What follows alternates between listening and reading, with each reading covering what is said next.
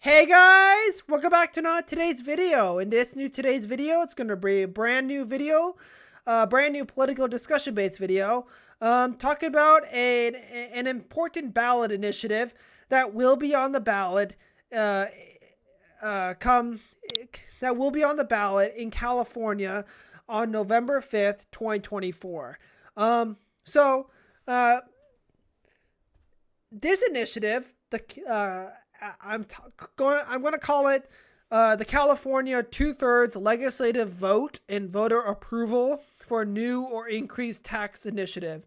So I will be explaining what a yes vote would mean if you do vote yes in amending our state constitution, or what a no vote would mean and what a no vote would mean on this constitutional amendment.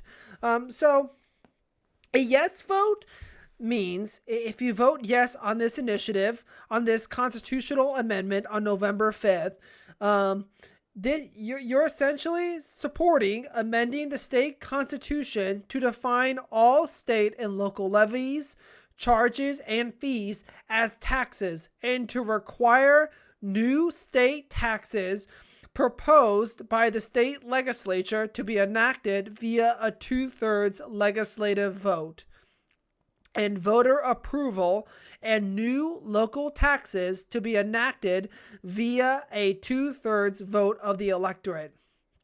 So a yes vote essentially means is that if you vote yes on this initiative, what this means is the same requirement needed for the legislature to raise taxes through a two-thirds legislative vote, that would also apply for voter approval. So for every election. So for every election in California, when you're mailed a ballot or you go to a polling place to receive your ballot, to be taken to a voting booth to vote for your candidates and your other ballot and the other ballot initiatives, which is a simple yes or no question.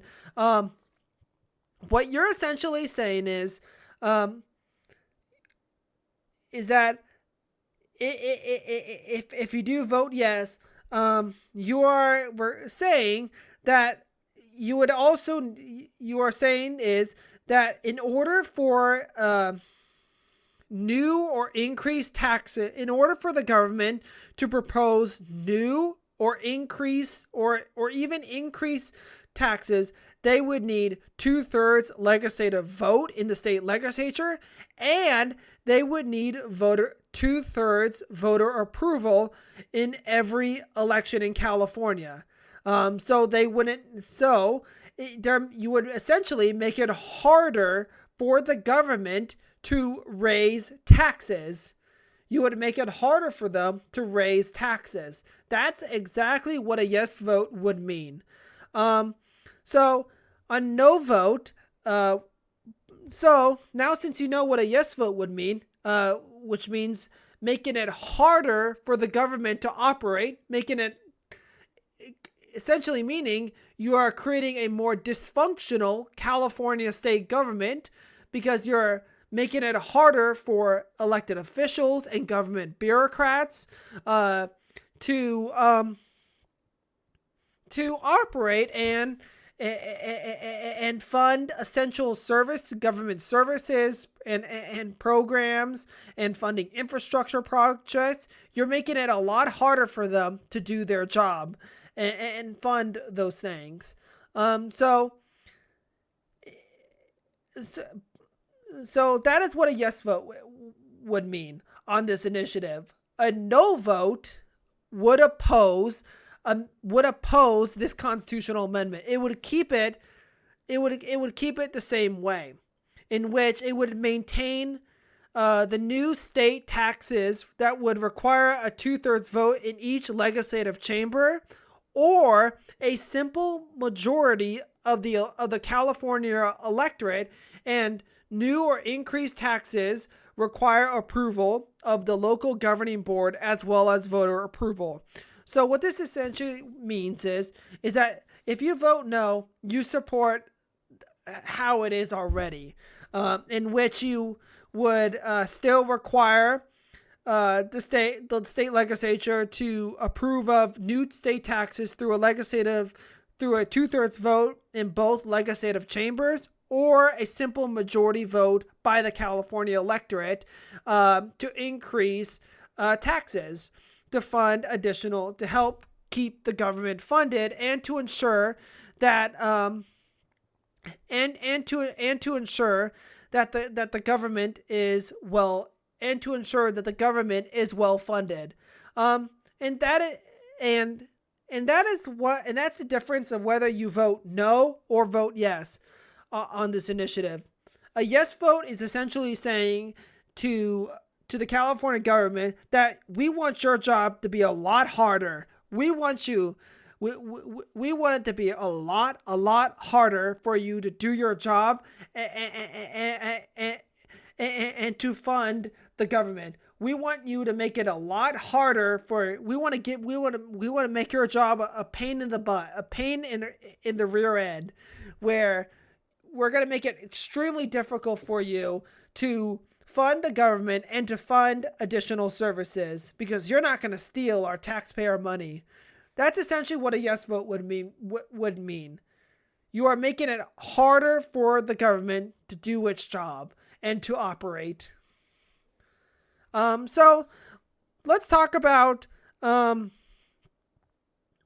let's talk about on who are some of the proponents behind, who are the supporters and the people that oppose this initiative, and why they argue for and against this initiative. So some of the supporters and the organizations is the organizations that support this initiative are the California Business Roundtable organization, the Howard Jarvis Taxpayer Association, the Los Angeles Taxpayer Association. So, according to the Californians for Taxpayer Protection and Government Accountability, their argument, and as I quote them, the Taxpayer Protection and Government Accountability Act will give voters the right to vote on all future state taxes and hold politicians accountable for new fees and other increased costs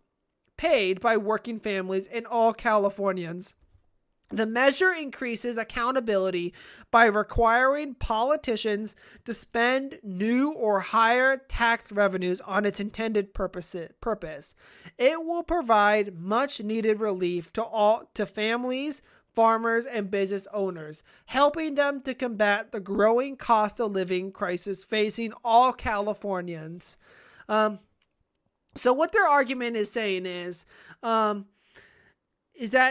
they're using this argument of holding politicians accountable and essentially saying that, and also saying that this initiative would provide much needed relief for families and business owners and farmers, to combat the growing cost of living crisis facing all Californians. That's their argument why they support this initiative. That's their reasoning of why they support this initiative. So now let's go into the opposition. There are many different people that oppose this constitutional amendment. Governor Gavin Newsom, he opposes it. Former Governor Jerry Brown opposes it. The California Democratic Party opposes it. The California Professional Firefighters Union, the California State Council of Laborers, the California Alliance for Jobs organization, the League of California Cities organization. All of these people are opponents, and they strongly oppose this constitutional amendment. Let's go into some of their reasoning of why they are against this constitutional amendment. Michael Hiltskik, columnist for the Los Angeles Times, based on his quote, taxes and fees are imposed by voters. either directly at the ballot box or through the election of community leaders who can be voted out of office. It's the promoters of the new initiative who are operating in the shadows. They're not telling you who their money bags are. They're certainly not explaining how the measure will benefit their big donors at the expense of residents who expect decent local services and are vulnerable to the siren song, and they can get all the services they wish without paying for them. And what he argues is that the people that are behind this amendment, the people such as the Howard Harvest Taxpayer Association or the California Business Roundtable Association, what the opposition is saying here is from according to the columnist's quote for the Los Angeles Times is that the people who are supporting this amendment, they're not telling you where they're getting their money from. They're not telling you that this measure will benefit corporations at the expense of residents. They're not telling you that. They're not telling you that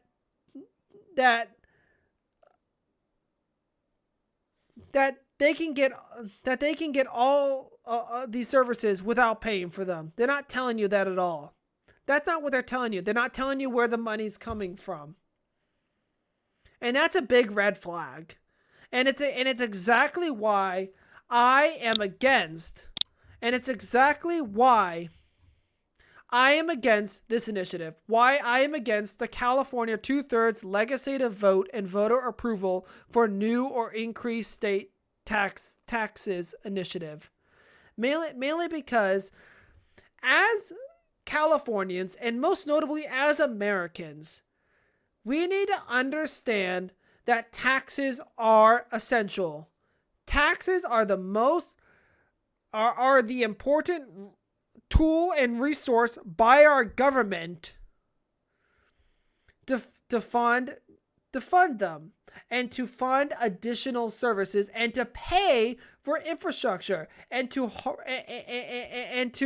rebuild and harden roads and bridges, to modernize our public infrastructure, to pay for things such as public transportation.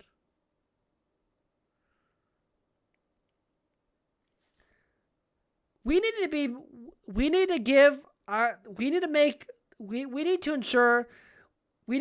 make it easier for the government to do its job. We need to provide them the tools and the support to crack down on the major issues that we as Californians face. And if it means more in taxes, so be it. I would be happy to pay more in taxes for vital government services and for vital government programs. Taxes are essential.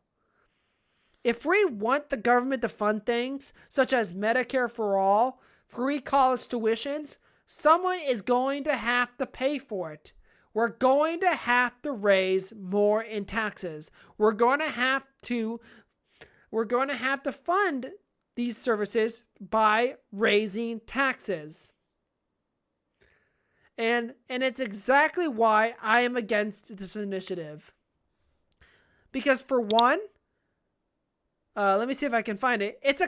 This constitutional amendment is consequential. It will upend the operation of the California government at every level, from the state government to your local governments. It will restrict how public officials can calculate the cost of fees that fund public services and programs and reclassify some of these charges as taxes.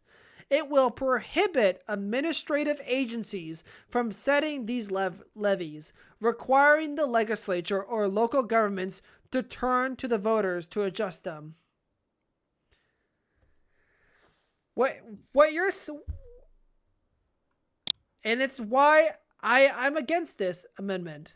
California is already facing a budget deficit, and based on Gavin Newsom's plan to combat this, what he did was he reduced many government programs, such as the prison housing unit, or the Jobs First program, or the Middle Class Scholarship program, the State Preschool Inclusivity Requirement program. All of those programs he reduced because he considers that as an essential fix to the California to combat the budget deficit that the Golden State is facing. We need to make it easier for government officials to do their job, to help them make good decisions. And it's exactly why I'm against this initiative, why I urge you to vote no on this initiative. Vote no. Keep the initiative. Vote no on this initiative. Vote no. Make it easier for the government to run. Make it easier for people who are elected into government and who are working to serve their communities and to improve upon their communities' lives. Make it easier for them to do their jobs. Make it easier for them to fund essential services in combating so many issues that California is facing. Issues that I know you and me all care about. Whether it is housing, the unaffordability crisis, whether it is homelessness, whether it is electoral reform to create a more representative democracy, whether if you want to implement a single-payer universal healthcare system, the government is going to have to raise taxes. And it's why I urge you to vote no. Vote down this amendment. Vote no, California, on November 5th. Vote no. It should always be a simple majority to raise taxes. And that is exactly why I urge you to vote no. But to finish up here, going back to my argument of saying that taxes are essential and we should be making it more easier for our government officials to do their jobs and to help them calculate the cost that they need of how to make decisions on how to fund essential government programs and services, such as our law enforcement, such as firefighters, emergency first responders, the California National Guard, the California State Guard. I urge you to vote yes on this initiative. This initiative would lower the supermajority requirement to 55% for local special taxes to fund housing and public infrastructure. Because under current law, in order to raise taxes, special taxes, you would need a 2/3 vote. You would need a 2/3 vote in the legislature to raise local taxes to pay for vital infrastructure, vital programs and services such as funding housing and public and other forms of public infrastructure. A yes vote on this initiative would support lowering the vote threshold from 66.67% to 55% for local special taxes and bond measures to fund housing projects and public infrastructure. Vote yes on this amendment, California. Vote yes to help our government officials. Vote yes to empower them to make good decisions, and let's act together as one California, as one people, to strive to reimagine a more prosperous and more vibrant California for all. Let's work together as Californians and crack down on the homelessness crisis. Let's crack down to ensure that California is affordable for all. Let's create a more vibrant democratic system. Let's reduce mass incarceration. And that is by saying taxes are essential. Taxes are essential to fund these additional programs, to make it easier for our government, for our public officials to do their job. And if we're still unhappy with them, we can always vote them out every election year and replace them with someone else. We can always vote them out that way as well. So, vote yes to lower the supermajority requirement to 55% for local special taxes to fund housing and public infrastructure. And vote no on this initiative that would essentially make it harder and make it a pain in the rear end to be an elected official, to be a public official, where it's a lot where they're just begging to get out of government because of how hard it is to run the government, of how hard it is to manage an ever-growing budget deficit. We need to give our elected officials, our governor, the respect that they need, that they deserve, to allow them to get to work and